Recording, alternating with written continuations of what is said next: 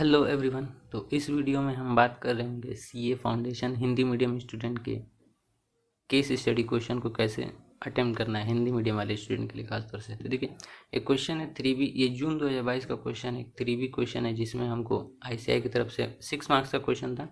ICI की तरफ से 5 मार्क्स मिला है मुझे, 3B है। तो ये क्वेश्चन है, इसी के बारे में डिस्कस करेंगे, लिखना कैसे है क्या है। तो हम चलिए क्वेश्चन देख लेते हैं। पहले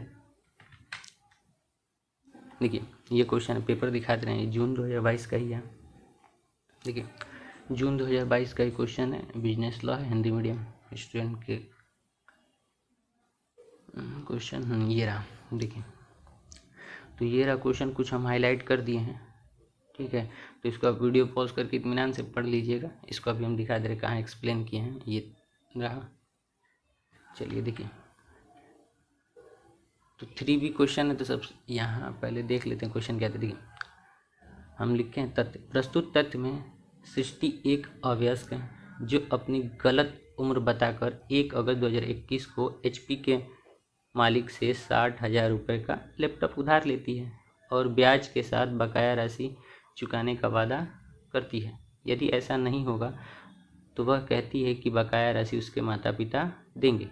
बाद में सृष्टि राशि देने से इनकार कर देती है और श्रीमान गुप्ता अपने बकाया राशि को वसूलना चाहते हैं। यही मामला है, आप पढ़ के देख लीजिएगा, यही बात है। देखिए, ये तथ्य, हम तथ्य सेकंड में लिखे हैं, पहले पे प्रावधान लिख दिए हैं कि क्या प्रावधान है। आपको जो अच्छे से पहले आता है आप अच्छे से वो लिखिए, अगर प्रावधान अच्छे से नहीं आता है तो आप तथ्य पहले लिखिए, क्योंकि तथ्य आप क्वेश्चन पढ़ करके ही बता सकते हैं क्या तथ्य है। अगर आपको प्रावधान अच्छे से पता है सेक्शन वाइज तो पहले प्रावधान लिखिए, जो आपको पहले अच्छे से पहले पता रहेगा उसको पहले लिख दीजिएगा। देखिए, क्वेश्चन 3B है, प्रावधान। देखिए, सबसे पहले प्रावधान लिखें कि भारतीय संविधान अधिनियम 1872 के अनुसार निम्न बातें बताई गई जो अवयस से संबंधित हैं। अब ये बातें सेक्शन 11 मतलब धारा 11 के बताई गई हैं। अब धारा 11 के अनुसार पक्षकारों की क्षमता होनी चाहिए जो अनुबंध करते हैं। अब देखिए, उससे संबंधित कुछ नियम तक क्वेश्चन में हम पढ़े हैं। देखिए, जो क्वेश्चन के हिसाब से उसी के बारे में हम छोटा छोटा पॉइंट में लिख दिए। सबसे पहला पॉइंट था अवयस के साथ किया गया अनुबंध आरंभ से ही शून्य होता है। देखिए, पहले पॉइंट में हम बताए थे कि प्रस्तुत तथ्य में सृष्टि एक अवयस्क है जो अपनी गलत उम्र बताकर 1 अगस्त 2021 को HP के मालिक से 60,000 का लैपटॉप उधार ले लेती है। तो अवयस्क से किया गया अनुबंध, सबसे पहले हमको जो समझ में वो लिख दिया, अवयस्क से किया गया अनुबंध जो होता है प्रारंभ से ही शून्य होता है, पहला पॉइंट। दूसरा, अवयस्क अपनी वकालत कर सकता है। वकालत कर सकता है इसका मतलब जब क्वेश्चन आप पढ़ेंगे तो उसमें झूठ बोलती है, गलत अपना उम्र बता करके एग्रीमेंट कर लेती है। देखिए, ये रहा, अपनी गलत उम्र बताकर एग्रीमेंट कर लेती है। तो इसलिए हम ये पॉइंट लिख दिए कि अवयस्क अपनी वकालत कर सकता है, मतलब अपने लिए बोल सकता है कि हम वयस्क हैं। अब देखिए, अवयस्क के वयस्क होने के बाद कोई अनुसमर्थन मान्य नहीं है। लास्ट वाला पॉइंट है कि यहाँ देखिए, बाद में देने से इनकार कर दी श्रीमान गुप्ता, कहाँ गया, ये क्वेश्चन में था, ये पॉइंट क्वेश्चन में था। अवयस्क के वयस्क होने के बाद कोई अनुसमर्थन मान्य। देखिए, क्वेश्चन पे आइए। देखिए, क्वेश्चन में लिखा है 1 जनवरी 2024 को वह वयस्क हो जाएगी और सभी समझौते में सुधार किया जाएगा। तभी समझौते में सुधार किया जा सकता है। तो उसके लिए हम सेक्शन ही उसी में किताब में ही पॉइंट है, किताब का भी दिखाएंगे अभी, तो उसी में लिखा था तो हम बता दिए। देखिए, अवयस्क के वयस्क होने के बाद कोई अनुसमर्थन मान्य नहीं है। और लास्ट वाला एक पॉइंट था माता पिता वाला। तो अवयस्क द्वारा किए गए किसी भी कार्य के प्रति माता पिता या उसके अभिभावक जो उत्तरदायी नहीं होते, जिम्मेदार नहीं होते। तो प्रावधान जितना पता था, जो पॉइंट दिया था, उन 4 पॉइंट दिया था, चारों के बारे में इसे पॉइंट वाइज हम लिख दिए। 4 पॉइंट आप ऐसे क्वेश्चन में भी देख सकते हैं। देखिए, क्वेश्चन में भी आप ध्यान से जाके देख लेंगे तो एक तो उसकी उम्र जो गलत बताती है, दूसरा कि कह देती है कि माता पिता पैसा देंगे, और तीसरा जो है इसमें बात है कि क्या बोलते हैं भाई, रुको जरा, तीसरा पॉइंट यहाँ है 1 जनवरी 2024 को वयस्क हो जाएगी तो समझौते में सुधार किया जाए। मतलब यही 4 पॉइंट है, ये और ये वाला। तो अब देखिए, आइए क्वेश्चन में देखते हैं क्या किया है। देखिए, तो ये 4 पॉइंट बता दिए हैं हम। उसके बाद आते हैं निष्कर्ष पे। देखिए, निष्कर्ष में भी 3 पॉइंट है, तो तीनों पॉइंट को हम उसी के हिसाब से बता दिए। देखिए, पहला है अपने ब्याज के साथ बकाया राशि की वसूल के लिए सृष्टि एक अवयस्क के विरुद्ध वाद प्रस्तुत करके, मतलब कि जो मालिक है वो वाद केस कर करके ले सकता है, तो इसीलिए चूंकि अनुबंध प्रारंभ से ही शून्य है, पहले का आंसर है, चूंकि अनुबंध प्रारंभ से ही शून्य है तो श्रीमान सृष्टि पर कोई वाद नहीं कर सकते हैं।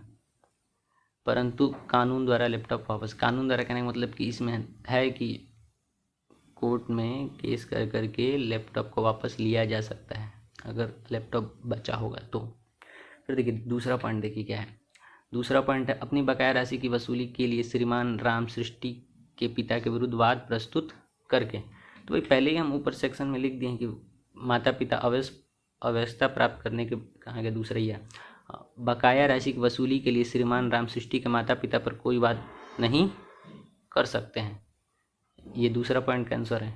और तीसरा जो था, देखिए तीसरा क्वेश्चन है अपनी बकाया राशि की वसूली के लिए सृष्टि एक अवयस्क की व्यवस्था प्राप्त, मतलब कि बालिग हो जाने के बाद वाद कर सकते हैं। तो ऊपर वही पॉइंट लिख चुके हैं हम लोग कि अवस्था प्राप्त करने के बाद भी, वयस्क हो जाने के बाद भी कोई अनुसमर्थन मतलब बदलाव या परिवर्तन या पुरानी अनुबंध के लिए वैलिड नहीं है, इसलिए सृष्टि के विरुद्ध कोई वाद नहीं किया जा सकता है। तो जितना कुछ भी पढ़े ये सब बुक से है, सब का सब बुक से। देखिए आइए पहले हम बुक में भी हाईलाइट कर करके देख लेते हैं। देखिए ये बुक का है, यूनिट 3 है, देख लीजिए यूनिट 3 अध्याय 3 है, आवश्यक तत्व में ही है। देखिए संविदा करने के लिए कौन सक्षम है, सेक्शन 11 है। देखिए लिखा है यदि किसी व्यक्ति की आयु 18 वर्ष से एक दिन भी कम हो तो वह संविदा करने में हेतु अवयस्क माना जाएगा। और नीचे आते हैं, देखिए इसी में वही सब पॉइंट लिखा है जो हम पहले लिखे हैं किताब से, सेम और कुछ अलग से नहीं लिखे हैं। किसी अवयस्क साथ तथा उसके द्वारा की गई संविदा आरंभ से ही शून्य होती है। देखिए हाईलाइट कर दिया, आप इत्मीनान से पढ़ लीजिएगा। और जो मुझे 1 मार्क्स कटा है मुझे लगता है ये केस स्टडी रेफर करना था, इसीलिए 1 मार्क्स कट गया, रेफर नहीं किया। ठीक है, व्यवस्था की आयु प्राप्त कर लेने के पश्चात कोई असमर्थन मान्य नहीं है, इसको अच्छे से स्क्रीन पॉज करके समझ लीजिएगा। हम बस ये बता रहे हैं कि हमने क्या क्या किया था अपने लिए।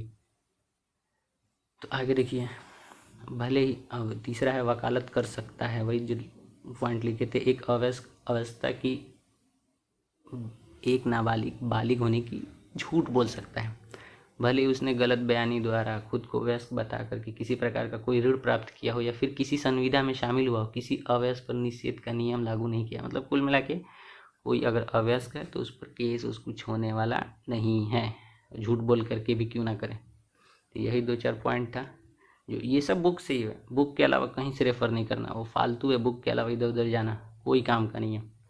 सारा बुक से ही पॉइंट लिखा और ज़्यादा पॉइंट भी नहीं लिखा है, 5-5 पेज में नहीं भरना है आप लोग को। देख लीजिए, स्क्रीन पॉज करके इत्मीनान से देख लीजिएगा। पहले प्रावधान लिखे हैं, फिर ये, और ये लास्ट में निष्कर्ष। 5 मार्क्स मिले, 1 मार्क्स वही केस लॉ रेफर नहीं किए उसके लिए कट गया होगा। ठीक है, फिर नेक्स्ट वीडियो में मिलेंगे।